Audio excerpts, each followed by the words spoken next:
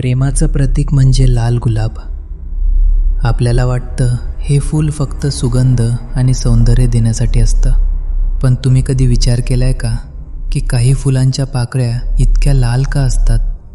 काही सौंदर्याच्या मागे एक भयानक भूक दडलेली असते. टेलिंग टेल्सच्या आजच्या भागात आपण एका अशा गुलाबाबद्दल जाणून घेणार आहोत ज्याला फुलायला पाण्याची नाही तर रक्ताची गरज लागते. साधारण वर्षभरापूर्वीची गोष्ट. सारंग एका जुन्या नर्सरीमध्ये गेला होता. तिथे कोपऱ्यात त्याला एक खूपच वेगळं रोपटं दिसलं.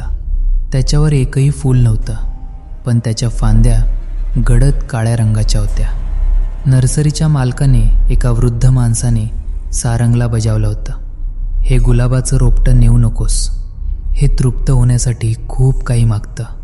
पण सारंगने त्याकडे दुर्लक्ष केलं आणि ते रोपटं घरी आणलं.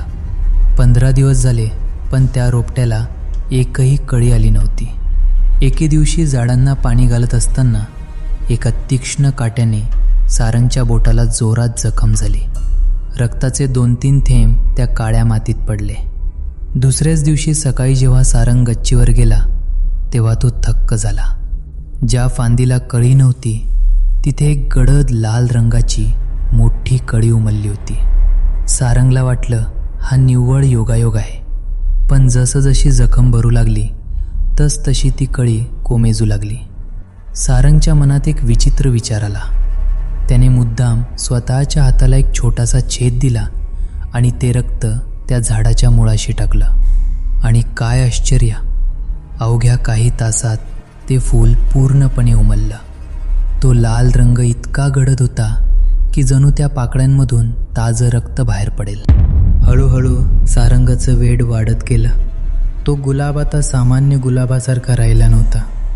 त्याचा आकार एखाद्या माणसाच्या चेहऱ्या एवढा मोठा झाला होता. त्या फुलातून फुलांचा वास नाही तर रक्ताचा उग्र वास येऊ लागला होता. सारंग आता अशक्त झाला होता. त्याचे डोळे खोल गेले होते, पण तो त्या फुलाच्या प्रेमात पडला होता. व्हॅलेंटाईन डेच्या आदल्या रात्री सारंगची मैत्रीण त्याला भेटायला आली. तिने पाहिलं की सारंग त्या झाडासमोर बेशुद्ध पडला आहे. ती त्याला उठवायला गेली तेव्हा त्या झाडाच्या काळ्या फांद्या आपोआप हलू लागल्या. त्या फांद्यांनी त्या मुलीला सापासारखा विळखा घातला. त्या फांद्यांवरील हजारो काटे तिच्या शरीरात घुसू लागले.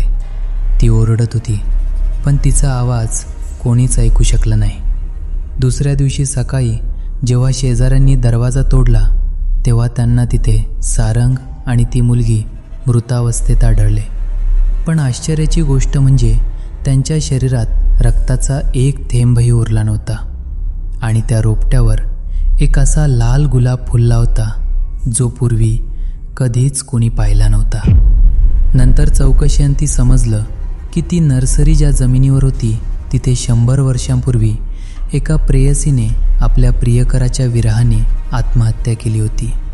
तिचं रक्त ज्या मातीत सांडलं तिथूनच हे अघोरी गुलाबाचं रोपटं जन्माला आलं होतं.